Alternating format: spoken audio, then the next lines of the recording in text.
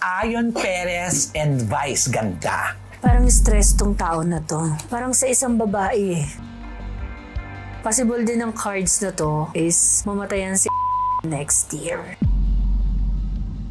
Danielle Padilla and Catherine Bernardo. Sa tatlong babaeng yan, nangyari? Sa may pera kasing involved eh. Parang siya nga ang naghahanap ng pera. Ang ibig mong sabihin, ang pera ni Catherine Bernardo ay nasa ibang tao? Basahan na natin si Andrea Brillantes. May kinalaman ba siya sa hiwalayang Katniel? Kasi dito, may relasyon eh. May isang kaibigan to na po pwedeng bumaliktad. Ay, Or possible na maging kaaway nila. Or pwedeng siraan si Andrea. ating pong aalamin ang mga magaganap sa Metro Manila Film Festival. Pedro Penduko. Balik puhunan. Ay. Yun yung nakita ko sa kanya. Becky and Badette. Parang makukulelat.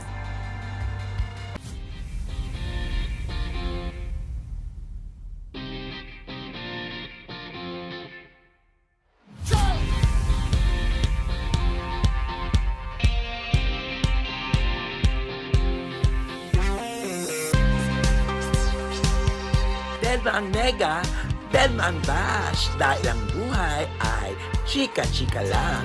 Ganon.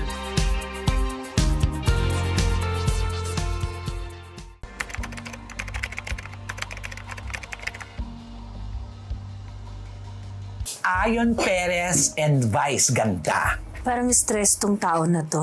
Bakit siya stress? Na may halong emosyon. Ay, Parang sa isang babae. So, ang babae na to, na maaaring nag-aalala siya dito. So, po pwede tong kapatid, nanay, ganyan. Pero basta mas matanda sa kanya. So, may takot tong tao na to na nararamdaman niya yan. dahil dun sa Dahil dito. sa pamilya. Oo. Maaaring kapamilya niya to. Career. Walang masyadong racket next year. Pero may mga papasok din. Kaya lang ano siya eh. Medyo emotional siya next year. Buhay pag-ibig naman. Kamusta ang relasyon niya with Vice Ganda?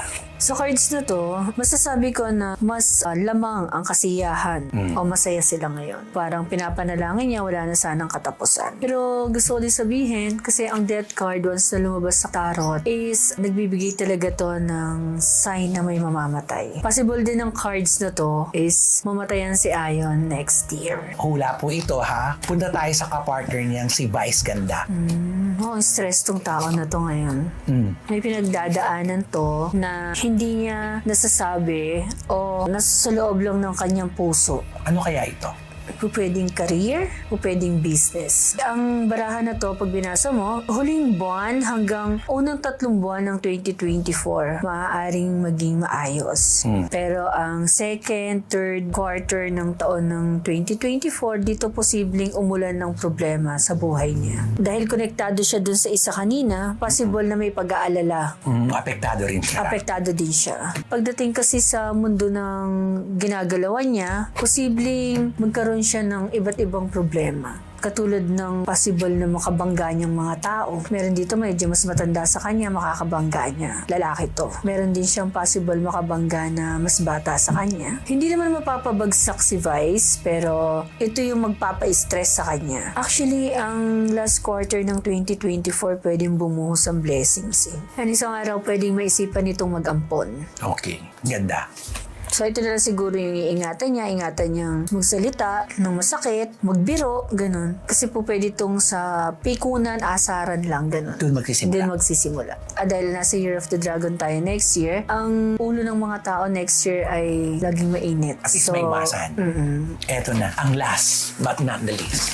Katniel, Danielle Padilla, and Catherine Bernardo. Pagdating sa career, ang taon na to, or sabihin na natin itong huling buwan hanggang next year, kasi wala bumagsak siya. Kahit anong gawin niyang effort, negative. Ala, akaloka. Kung makikita nyo, may pagsisisi, pero huli na. Makikita ba dyan sa baraha kung ano yung mga pinagsisisihan niya? Una siyang nagsisisi sa pagbibigay niya ng sama ng loob. Kung makikita mo to, ito yung mga babae. 3 to eh. 3 babae. Itong 3 na to, ang possible na nagpagulo. Sangkot tong 3 babae na to. Ito, pwede ito yung isang nasangkot. Ito, pwede hindi sikat na tao. trabaho. And then ito, possible na wala sa showbiz. Yung tatlong babae ito, ano nangyari ba? Bakit nagpagulo Sa relasyon nila. sa relasyon nila? Cups eh. Flirting. O pwede din. Sa tatlong babae yan, meron siyang naging karelasyon. Sa cards, oo. Ay, Meron. may nangyari? Sa baraha, oo. Maraming beses. Ito ay sa ibang lugar. Ay, hindi sa Pilipinas? Maaring hindi sa Pilipinas. Sa maraming beses na tinanong mo, ang sagot ng baraha ay oo. Kasi ni yes or no ko siya. Pwedeng yung isa nangyari sa abroad, pwedeng ito nangyari Dito? Dito, oo. Kasi tatlong babae yung tinukoy niya. Hindi naman natin mapapangalanan yung tatlong babae. Meron ba kayong karelasyon si Daniel Padilla? Sa baraha, oo. May karelasyon si Daniel Padilla. Nakikita ba dyan kung ano yung itsura ng babae? Dito kasi Knights of Cups ang lumabas eh. Sa meaning itong babae na to, liberated. Ongoing pa rin sa kabila ng magulong sitwasyon. Oh, Protektado eh. yung babae. Kumbaga may isang matandang babae, sabihin na natin na kumukonsinti. Kaninong side? Maaaring sa babaeng side to. Nalaman ba ni Catherine ang lahat-lahat na nangyari niyan tungkol sa tatlong babae? Inamin din ba niya na may karelasyon siya dyan sa tatlong babae? Pwede. Alam pala lahat ni Catherine Bernardo ang nangyari.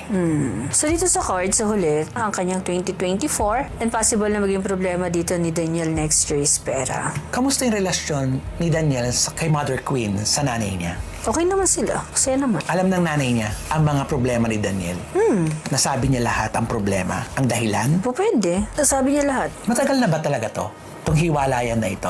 Maaaring ito yung finale. Siguro ang matagal sa kanila is yung space. Nakakalungkot pero dapat natin tanggapin. Eto na, Catherine Bernardo. Kung babasahin ko tong cards na to, ang masakit sa kanya ngayon, may pera kasing involved eh. Parang siya nga ang naghahanap ng pera. Ito yung unang cards. Sa tulad na sinabi ko, nasasaktan tong tao na to. Bakit siya nasasaktan? Pwedeng ang reason nito is yung pinaghirapan niya. Is possible na hindi niya makuha. Ang ibig mong sabihin, ang pera ni Catherine Bernardo ay nasa ibang tao? Maaari. May pera siya dyan na malaki. Malaking pera. Sino ito? Kanino connected tong babae? Maaring malapit sa kanya. Pwedeng manager, pwedeng yung nag-aayos sa kanila, sa love team nila. Hala. So kung iintindihin natin yung baraha, parang ang concern na lang niya ngayon is yung pinaghirapan niya maibalik sa kanya ng tao na to. Na malapit sa kanya. Ngayon, sa pangalawa, ang feeling niya dito, naloko siya buong buhay. Parang ang feeling niya, ngayon is mali lahat. Maling nagtiwala siya. Ang iniisip ko ngayon, sino kaya itong taong ito na malapit sa kanya? O pwede din siyang mag-stand as magulang. Depende kasi sa sitwasyon nila yan. Kung ang pinagkatiwalaan ba niya ay magulang ng dati niyang boyfriend, manager nila. So, pwede yan sa ganun. So may kinalaman pa rin ito sa relasyon. Sa relasyon. Sa relasyon nila. Eh yung love life niya, dead man na ba siya? Sa ngayon kasi nasa stage siya ng nagre-recover. Binubuo niya ngayon yung sarili niya. Yung mga panahon na parang nag-evolve lang yung buhay niya sa iisang tao. Ngayon ini-enjoy niya. Ang pagiging Mag-isa. Pero ito mamo, dito ako naiintriga dito. Ito nga yung babaeng humawak ng kanyang finances. Nagastos ba ang pera? Nakita ko, justice Hindi magsisinungaling yung cards. Sa justice ang lumabas. So, pwedeng itong sitwasyon na to, mauwi dito. Demandahan. So mamimili na lang tayo at mag-aabang tayo kung ano ang demandahan at kung sino ang ididemanda. Correct. Magkakaroon ba siya ng maraming project? Mas magiging maayos siya next year. Mas marami siyang matatanggap na project. Mas maraming artista ang magkakaroon ng interest sa kanya. And dahil dito, sa pangyayari na to, dito natin siguro makikita yung bagong Catherine. Mababawi niya kaya yung pera niya? May bibigay naman. I think hindi yung halaga na hinihingi niya or hindi yung talagang Hindi maibibigay ng buo. buo. Posible ba magtambal sila ni Alden Richard? Ugli, pwede. Soon? Eto pa, lilipat ba siya ng mag-handle sa kanya? Yun ang tanong. Oo. Lilipat na rin siya ng network. Oo. Possible sa isang taon magkakaroon ng suyuan. Anong mangyayari? Wala na siya. Matatag na siya doon na that time. Wala nang balik. Wala nang balikan. Siguro mas pipiliin mo na yung maging single ng ilang taon. Focus muna siya sa hanap buhay. And then, sa mga susunod na taon, possible ang pagdating sa kanya ng isang lalaki. Maaaring itong lalaki na to ay kilala niya na, pero ito ang magpatibok ng puso niya. Nakausap ba niya ang mga babaeng lumabas sa baraha? Meron ba siyang kinumpronta? Wala. Ang bait niya, no? At meron ka pa ba dyan, Mamo? Itodo mo na yung Todo baraha na mo. natin. Ayan. Medyo malaking trauma sa kanya yung nangyari. Pero pagdating sa future, magkakaroon siya ng maayos na family, makakasama niya yung tao talaga na magmamahal sa kanya. Kung ikaw ay may business or kung ikaw ay artista pa rin, mas lalo siyang magniningning. Ang galing. Ang ganda ng baraha ni Catherine. Basahan na natin si Andrea Brillantes. Kasi tulad sila ay maiinit. Siguro kaya ganito lumabas ang card niya dahil siya ay nasangkot sa isang malaking issue. Actually, ang 2024 sa kanya is hindi magiging maganda. Dito, kung makikita mo, maraming tao ang pasikretong naiinis sa kanya. Kung may mga nakalatag siyang project na pinaplano, pwedeng hindi matuloy. So dahil dito, medyo magastos eh. Pwede siyang ma-short pagdating sa pera. And pwede din itong masangkot sa isang malaking gulo na pwede niya pagsisihan. Kung ito ay mahilig sa nightlife, sa mga bar, ganun, pwede siyang mapaaway. Unang mga buwan ng taong 2024 is parang nagre-rebelde siya na hindi mo maintindihan. Ganun. Parang hindi kasi siya masaya ngayon. Magulo yung isip, ganyan. May kinalaman ba siya sa hiwalayang Katniel? Posible. Kasi dito, may relasyon eh. Pero tapusin ko lang gusto kong sabihin dito sa bata na to, siguro may mga kabaitan naman din siyang ginagawa. Mga huling buwan ng taon ng 2024, may mga wishes siya na po pwedeng matupad. Okay. Kasi marami nagtatanong, bakit hindi daw siya nagsasalita sa relasyon Katniel? Pededma lang siya eh. O maaaring sa pangalawang cards, kontrolado siya. Sino ang kumukontrol sa kanya? Ito pa din. Yung babae na kinukonsinti siya? Pwede. Sino yung babae yan? Pwedeng nanay niya. Pwedeng nanay ng lalaki. Yung kay Richie Rivero, ano ang nangyari doon? May nahuli to sa kanya. Nahuli siya ni Richie Rivero na may Hindi sinasadya yan. Na maaaring itong couple na to ay nasasangkot siya. aksidenteng nalaman. Oo. Lahat ng lalaki kung anong ginagawa niya. Tsaka kaya kay Andrea din, parang baliwala lahat. Mabilis siyang nakamove on. Oo, Dedma. Wala din siya kasing pakialam. Wala talaga siyang pakialam. Ano sinasabi ng magulang ni Andrea? Mga reaksyon ng magulang ni Andrea sa mga nangyayari sa kanya? I think na pagsasabihan, pero hindi nila binibigyan ng ganun, katoon ng pansin. Ano ba yan? Pamilya palang Dedma yan mga yan. In fairness naman sa kanya, kung ito ay may negosyo, posible na mag-boom yun. May isang kaibigan to na po pwedeng bumaliktad Ay, or possible na maging kaaway nila or po pwedeng siraan si Andrea. siraan o magbunyag ng katotohanan? Mga ganon, oo. Mga ganong eksena. So, ingat na lang siya doon. Kung ito ay may karelasyon ngayon, gusto ko lang din sabihin sa kanya na posible itong hindi din magtagal. Hindi niya makakasundo ang tao sa paligid ng karelasyon niya. Nakita mo to? Nanay uli. Pwedeng nanay ng karelasyon niya. Oo. Kapatid na lalaki, kapatid na babae, kapatid na lalaki, and kapatid pa rin to na babae. Maaaring itong mga tao na to ay tumutol. Sa relasyon na nila. Grabe. Ito ay maaaring sa future niya na mag-iingat siya sa mga darating na panahon. Pwede siyang ma-involve sa isang lalaki na may asawa. Yan ang nakakaloka. Na sana wag man dumating. Wag mangyari. Dahil kung hindi, dito guguho lahat sa kanya. Guguhulat ang pangarap niya. But then, itong tao kasi na to ay matatag. Sa kanya, darating ang problema, aalis din. Ano man ang daanan nito, tatayo ito. Wow, strong. So, mga kachika, ayan po, narinig na po ninyo ang lahat-lahat. Ang mga paborito nyong artista at love team. Kung napapanood nyo ito at paborito po ninyo ang mga nabasahan ni Mamo, pwede nyo po itong i-share para po makarating sa kanila at nang maiwasan at makagawa sila ng paraan. Yun lamang po. At syempre, ito na po ang ating continuation na kung saan naman mga kachika, ating pong aalamin ang mga magaganap sa Metro Manila Film Festival. Ngayon darating na December 25 kung sino ang mga pelikulang tatabo at hindi tatauhin, sad to say, pero kailangan dapat lahat sana tumabo. Simulan natin ang pelikulang Pedro Penduko. Kikita to. Ay, wow, ang galing. Anong klaseng kita ito, Mamo? Hindi man ganun ka blockbuster, eka nga, pero hindi naman din sila parang makukulelat. Balik puhunan, ika. Pwede yan. Oh, wow. Napakaganda ng buhay na mahal natin. At yan lang naman mga wini-wish natin yung mabalik puhunan ng producer at mapanood ng ating mga kababayan at happy lang. Perfect na yun. Next, Rewind ni Marian Rivera at ni Ding Dong. Ito, may loves pwedeng, kung may 1 to 10, possible to number 3. Wow. Ayan mga prediction ni Mamu. Broken Hearts Trip. Ito loves medyo lang. Medyo lang. Next, Firefly. May manonood din loves. Masasabi naman natin na kahit papano ay makakabalik ang puhunan. At least, di ba? Panay positibo pa ang ating narinig. Eto na. Becky and Badette.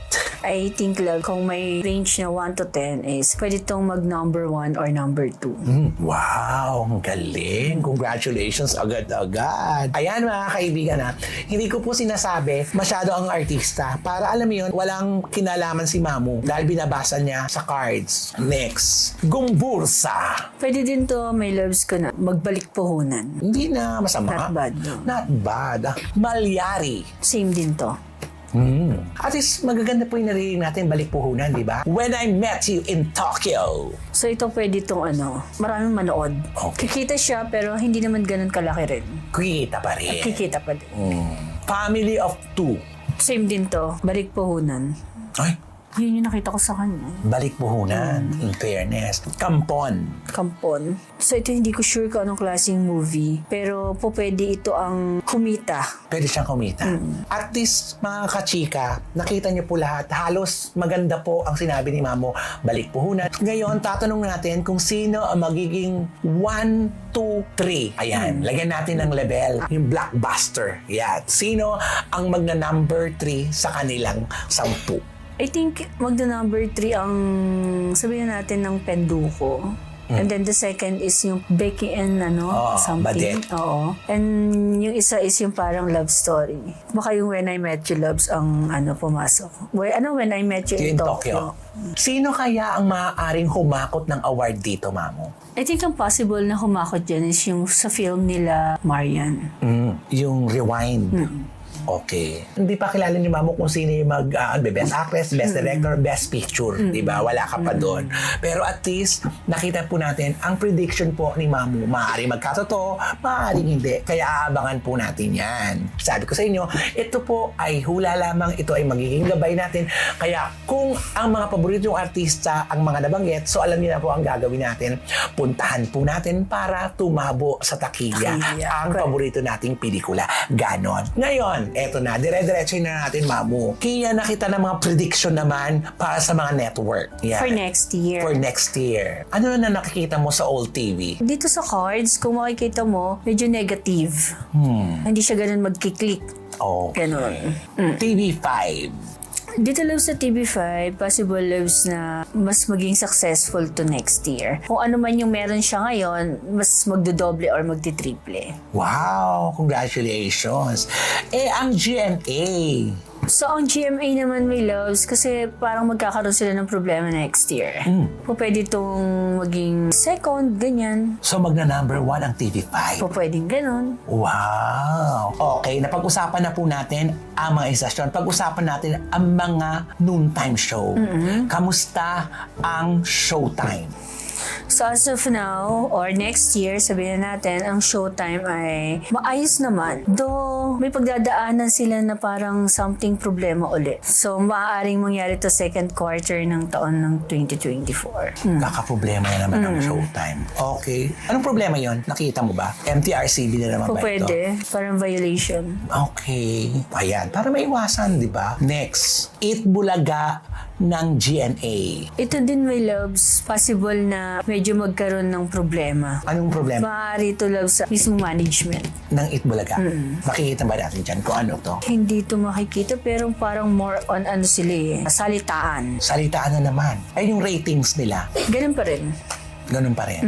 I mean, hindi siya tataas ng hindi naman di siya bababa ng bagsak. So, nasa gitna sila. Nasa gitna pa rin. So, kamusta yung yung kasong hinaharap nila? So dito sa kaso na to, actually kagastos dito yung GMA or yung Itbulaga para siguro makuha niya talaga. Ay, inilalaban pa rin nila. Ilalaban pa rin nila, Hindi pa matatapos yan, mahaba. Maaaring hindi pa. Okay. Next, ang EAT. Ayan. Possible na mag number 1 pa rin. May mga madadagdag dito Madadagdag sa family. na. O mga host. Mga host.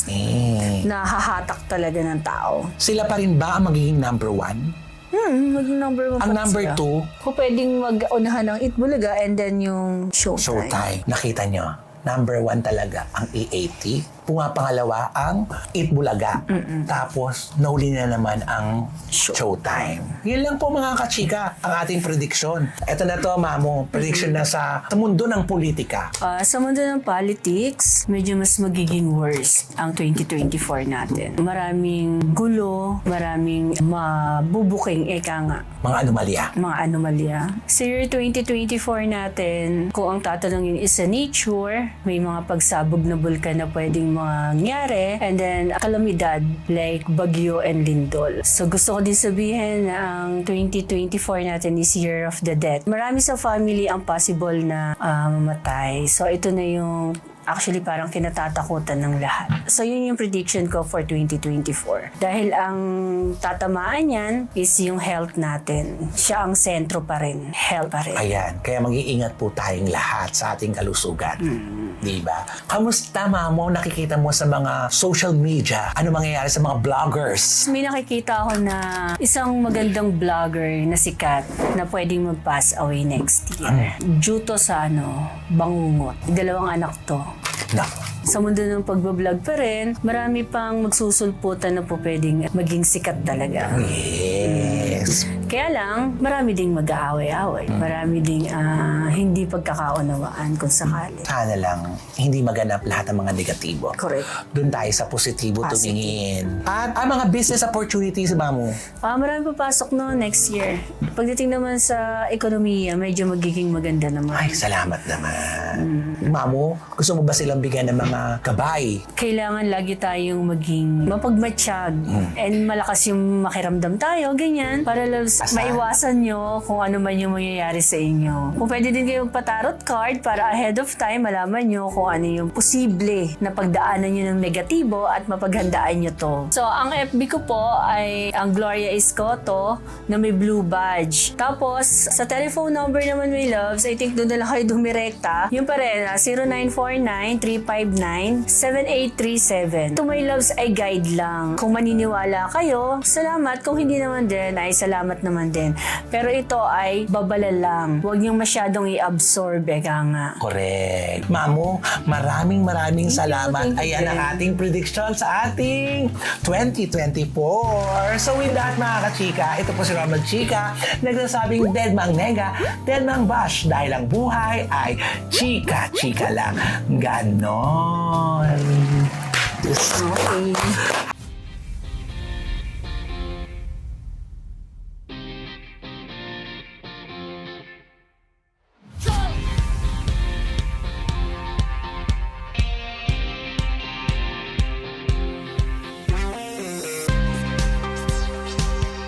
Dead mang nega, dead mang bash, dahil ang buhay ay chika-chika lang. Ganon.